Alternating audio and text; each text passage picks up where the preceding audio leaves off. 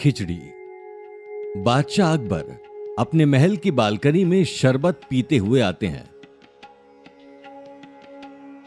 आहा हा हा हा, क्या लाजवाब शरबत है।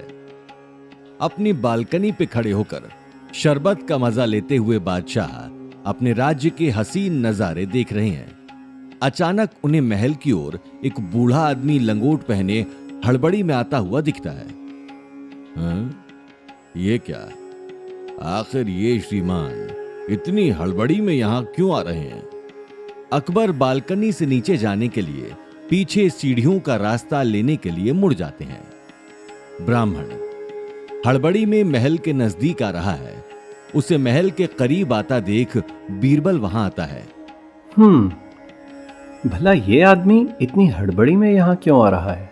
कुछ सैनिक भी वहां मौजूद हैं। ब्राह्मण के करीब पहुंचते ही दो सैनिक अपने अपने भाले से एक दूसरे का भाला काटते हुए उस आदमी का रास्ता काटते हैं। क्षमा कीजिएगा श्रीमान, आपको किससे मिलना है? मुझे बादशाह से मिलना है।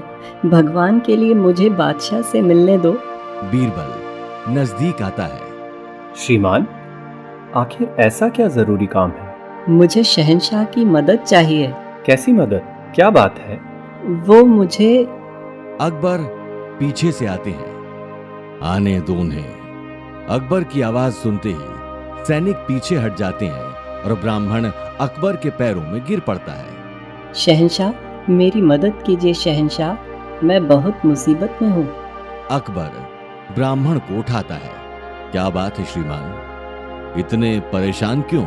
हुजूर, मुझे आपकी मदद की जरूरत है। बात क्या है ब्राह्मण? हुजूर, मुझे ब्राह्मण बुलाना। ब्राह्मण के नाम पर एक दाग होगा। कुछ समय पहले ही मुझे शराब और जुए की ऐसी लत लगी कि मैंने अपना सारा पैसा तो गंवाया ही, लेकिन साथ में अपनी इकलौती ज़मीन भी गिरवी रख दी। हुजूर, वो ज़मीन में हार गया। हुजूर, मेरी मदद कीजिए। मुझे कुछ भी करके उस ज़मीन को छुड़ाना होगा। मेरी इकलौती बेटी की शादी करने की वो ज़मीन एक आखिरी उम्मीद है। अकबर ये सब सुनकर कुछ पल शांत रहता है, फिर अचानक बोलता है, गलती तो तुमने की है, लेकिन उस गलती का पश्चाताप भी तुम्हें बिल्कुल है। अब प्रायश्चित भी तुम्हें ही करना होगा। तुम्हें अपनी जमीन बचाने के लिए कितनी रकम की जरूरत है? पूरी 1000 स्वर्ण मुद्राएं। ये सुनते ही सैनिक आपस में फुसफुसाने लगते हैं। ठीक है, मैं तुम्हें 1000 स्वर्ण मुद्राएं दूंगा, लेकिन तुम्हें पहले वो करना होगा जो मैं बोलूंगा। तुम्हारी गलती के लिए तुम्हें पहले सजा भुगतनी होगी। अपनी भूल सुधारने के लिए मैं कुछ भी करूंगा शहंशाह। मुझे क्या करना होगा? अकबर सामने के तालाब की ओर इशारा करते हुए कहता है। ये तालाब नजर आ रहा है? इस शीतल ठंड में इस तालाब का पानी बर्फ जैसा ठंडा पड़ जाता है। तुम्हें इस पानी में निर्वस्त्र ही कल सूर्योदय तक खड़े रहना होगा। तुम बेहोश नहीं हो सकते और ना ही सूर्योदय से पहले बाहर आ सकते हो। अगर तुमने ये कर दिया तो पूरे 1000 स्वर्ण मुद्राएं तुम्हारी। ब्राह्मण भय से तालाब को निहारता है। बीरबल ब्राह्मण को देखता है। ब्राह्मण पानी में खड़ा है। साधारण पानी होने के कारण उसे फिलहाल ज्यादा तकलीफ नहीं हो रही।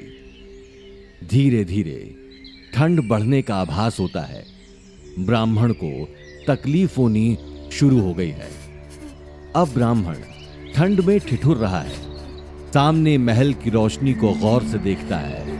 ब्राह्मण की हालत खराब होती जा रही है। अगली सुबह बादशाह अकबर अपने सैनिकों, सेनापति और बीरबल के साथ ब्राह्मण को देखने तालाब पर आते हैं। ब्राह्मण बहुत ही बुरी तरह से ठिठुर रहा है। ऐसा लग रहा है कि अगर उसे इसी वक्त बाहर नहीं निकाला तो कुछ ही पल में उसकी मृत्यु हो जाएगी। तुम बाहर आ सकते हो ब्राह्मण। ब्राह्मण अकबर की आवाज सुनकर धीरे से आंखें खोलता है। वो धीरे धीरे चलते हुए तालाब के बाहर आता है। ब्राह्मण बेहद ठिठुर रहा है। उसके बाहर निकलते ही बीरबल उस पर एक कपड़ा डाल देता है। अकबर ब्राह्मण को देखकर काफी हैरान है। हुजूर, आखिर ब्राह्मण ने अपना प्रायश्चित पूरा किया, है ना? आखिर ये तुमने किया कैसे? क्या क्या मतलब हुजूर? तगड़े तगड़े पहलवान भी इतने ठंडे पानी में रात नहीं गुजार सकते। तुमने कैसे किया? मुझे ये किसी भी हाल में करना था हुजूर। कुछ मदद मुझे सामने दरवाजे पे जलती मशालों से भी मिली, जिन्हें देखकर मैंने अपने आप को एक गर्म जगह पर होने का यकीन दिलाया।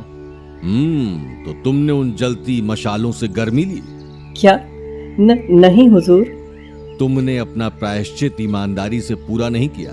क्षमा करना, लेकिन मैं तुम्हें 1000 स्वर्ण मुद्राएं नहीं दे सकता। लेकिन हुजूर, इसने अपना प्रायश्चित पूरा किया है, इसे इनाम ना देना तो गलत होगा। मेरा फैसला टूट है। ब्राह्मण अब घर जा सकता है। ये कहकर अकबर वहां से चला जाता है। सैनिक और सेनापति भी अकबर के पीछे पीछे वहां से चले जाते हैं। बीरबल और ब्राह्मण निराशा से उन्हें वहां से जाते हुए देखते हैं। अकबर अपने सिंहासन पर अपनी प्रजा के साथ बैठा है। बीरबल चलकर अकबर के सामने आता है। शहंशाह को सलाम। क्या नया लेकर आए हो बीरबल? हुजूर, आज मेरी बीवी का जन्मदिन है। मैं चाहूंगा कि आप और पूरी प्रजा मेरे यहाँ एक खिचड़ी की दावत के लिए तशरीफ लाएं। अरे वाह, ये तो बढ़िया खबर सुनाई। हुजूर, मैं चाहता हूँ कि आप सभी इसी वक्त मेरे साथ ही मेरे घर चलें। इसी वक्त? क्या तुम्हें खिचड़ी की तैयारी नहीं करनी? हुजूर, खिचड़ी मैं आपके सामने ही फटाफट से बना दूंगा, उसमें ज्यादा वक्त नहीं लगेगा, तभी गर्मा गर्म खिचड़ी भी आप खा पाएंगे।